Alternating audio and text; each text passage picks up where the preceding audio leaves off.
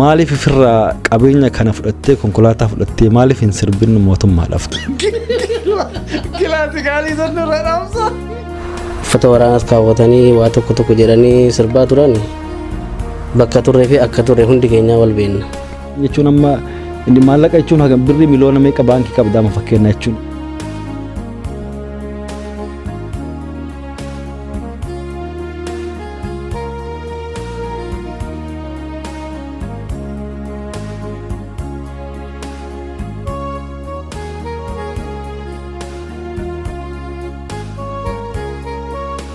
Yooyaa ashama harka fuun hordoftoonni Awuraazii Show idil addunyaa gubbaatti argamtan hundi keessan akkam jirtu naa qabdu isiniin jecha turtii yeroo dheeraa booda walitti deebinee jirra biyya Dubaayitti argamne yeroo ammaa kana akkuma beekamu boqonnaaf as dhufne as jirra guyyaa har'aa kana keessummaa jabaa tokko isiniif harkaa qaba keessummaa guddaa mucaa mataa daabee qaata beeytanii osoo ani isinitti iyyuu hin himin artiist Falmataa Kabbadaatu na cinaatti argama.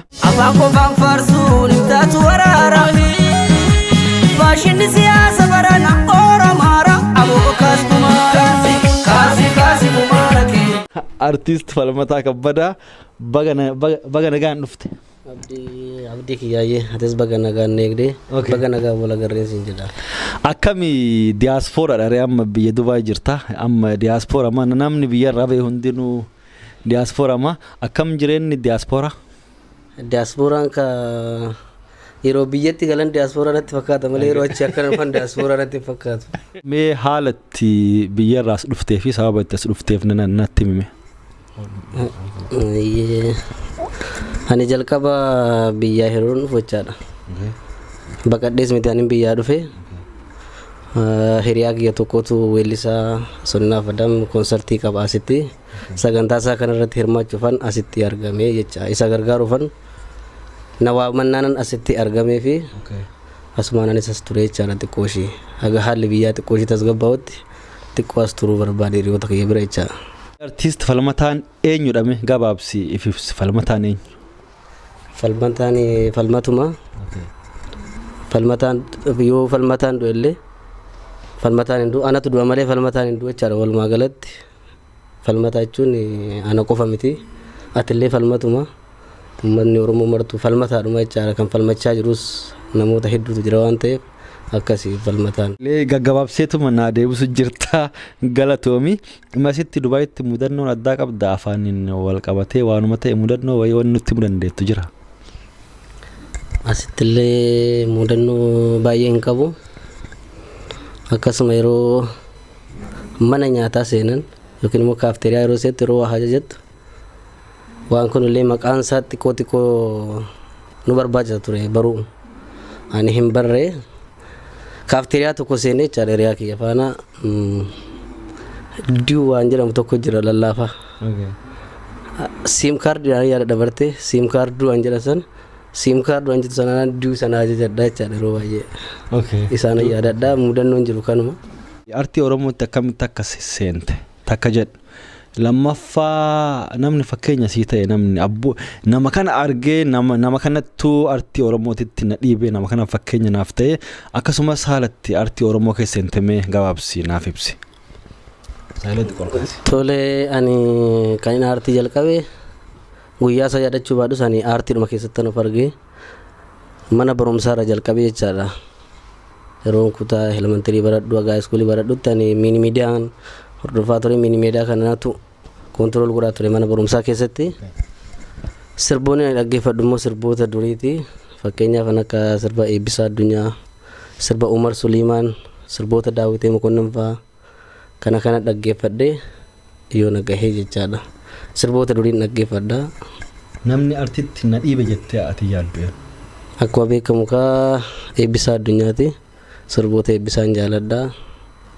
Kanatti ani akkuma isaa kanatti illee nuti raastaa maal waan jedhamu kan hin beeknu Eebbisaan nuti addunyaa waan rifeensa dheereffatee Eebbisaan jalatti ilaalee guddifachaa jirra jechaadha. Artiistiin atiin sirrii malee dinqisiifattu jedhee yoo si gaafadhe wayi namaa walitti buusa. Waa tokkollee walitti nan buustu warra amma jiran immoo warra lubbuun hin jirre. Warra lubbuun hin jirre dhiisii warra lubbuun jiran nama warra umriin deeme fi yaangii keessa warra gameeyyii fi warra dargaggeeyyii keessa tokko natti hime nama sirrii malee dinqisiifattu. Namni ani sirriitti dinqisiifadhullee hedduudha. Isaan keessaa muraasa Umar Suliimaan, Daawitee Mokonnin bakka hin jiru. Waamamee hin fixu. Probably nama walitti buusuuf deema. Yeroo ammaa kanatti artistoonni Oromoo warri gameeyyii jedhaman hedduun isaanii warrummaan even namni abdatulleen hedduulleen saba gananii yeroo ammaa kana waanuma xixiqqoon bu'aama xixiqqoodhaan qabeenyuma uummata Oromoo taaksii uummanni Oromoo kaffalu akkasumas lafuma Oromoo itti kennanii even haga waan hedduu jira beekte waan hedduu ati nammoo nama jalqaba irraa waan kana dide maali ani beeka akka dhuunfatti maaliif ofirraa jireenya cinqaa kana ofirraa biyya keessa illee akkanatti rakkachaa jiraattan maaliif ofirraa qabeenya kana fudhattee konkolaataa fudhattee maaliif hin sirbin mootummaadhaaf kana maaliif jechuun maaliif daandii cinqii kana filatte? Mootummaan bartee ijoollee keenya artistoota bakka lamatti addaan kutee jira. Kanammoo namni kamiyyuu hin beekaa jechaadha.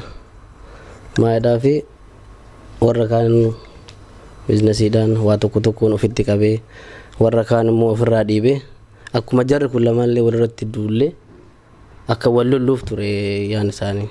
Sigalee namti kaaniif waa gochaati kaan ofirraa dhiibuu jechuun akka lamaan gidduudha odoo isaan homaa hin godhin akka jarreen kun lamaan wal lamnu ture. Nuti garuu artistoota maraanuu walitti dhufeenya hin qabna hunduu wal jaalanna bara. Yaadaaf amalaan garuu gargari.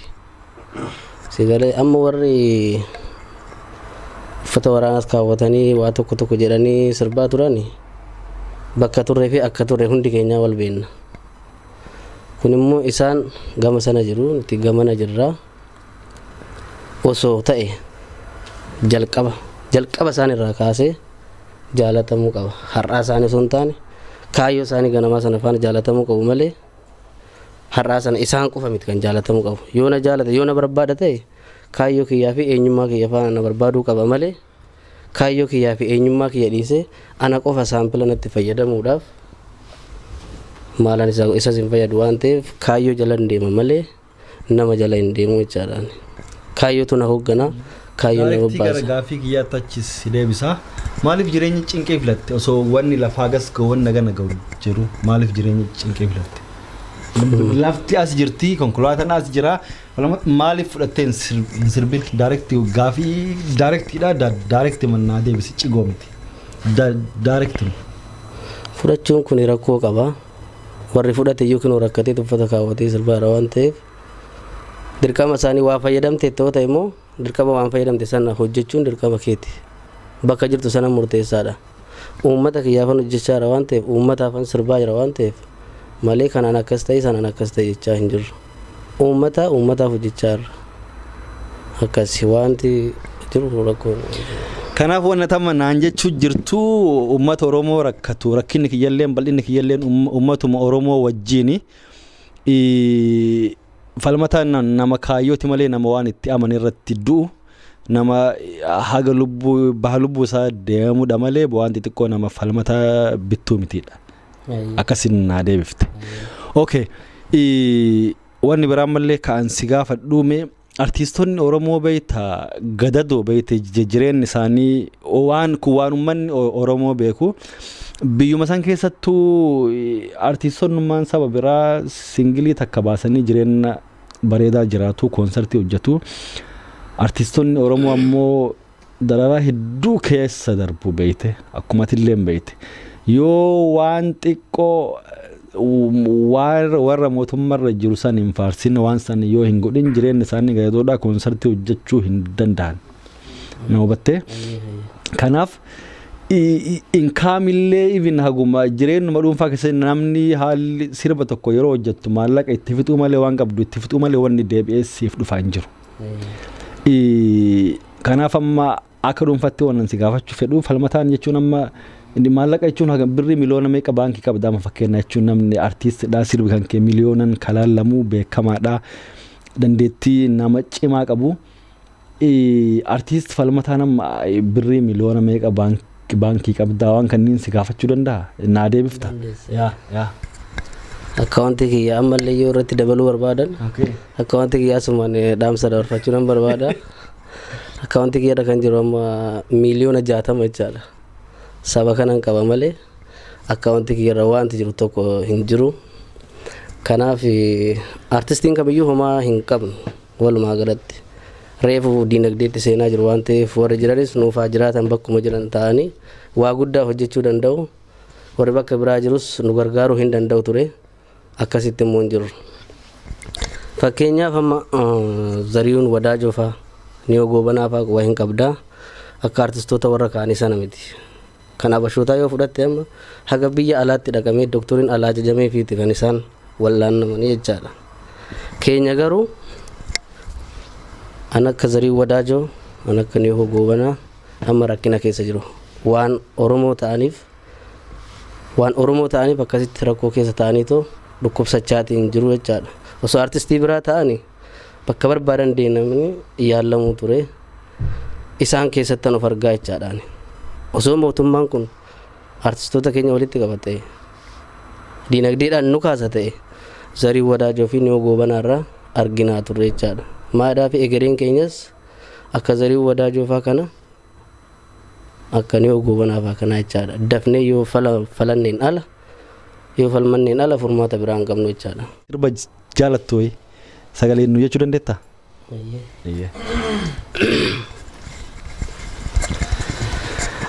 Yaa simbirroo barriftuu koo ammee maaliif qilleensarra kaata?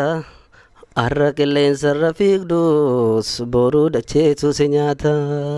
Yaa simbirroo barriftuu koo ammee maaliif qilleensarra kaata? Har'a qilleensarra fiigdus boruu dacheetu si nyaata. Dibaa beetiyyaa kuddibaa beetiyyaa sobdee sossobdee meeqa baaftee biyyaa. Dibaa beetiyyaa kuddibaa beetiyyaa sobdee sossobdee meeqa baaftee biyyaa. Biyya keessa facaanee akkuma urjii samii jireenyi nutti hammaatte hambaritti barasanii.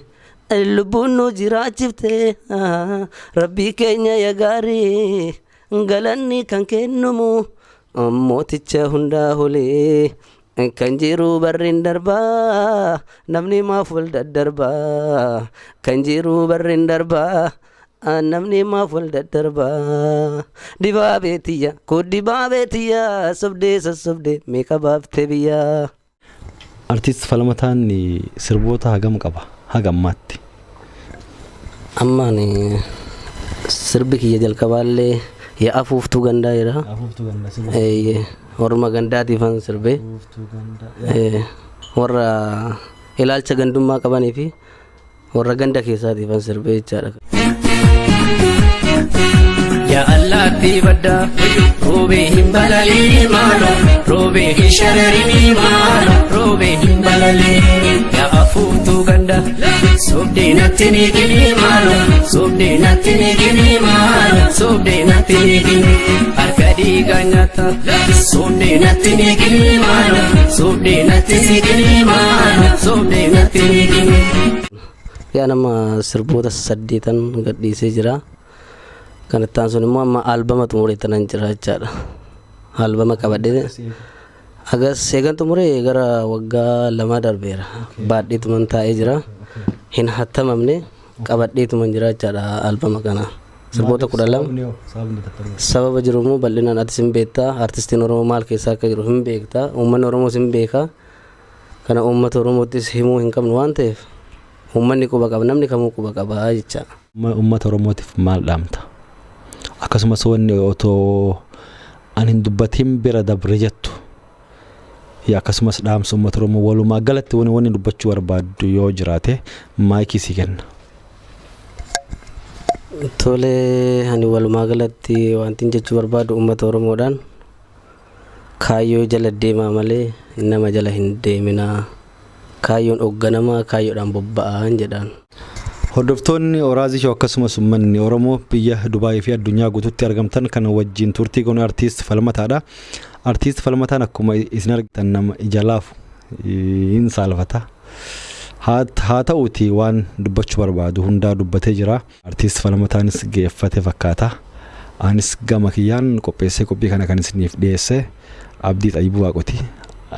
Ulfaadhaa galatooma akkuma baratame subscribe itti roobsaa jenna jechuudha. Ayyee galatooma ulfaadhu.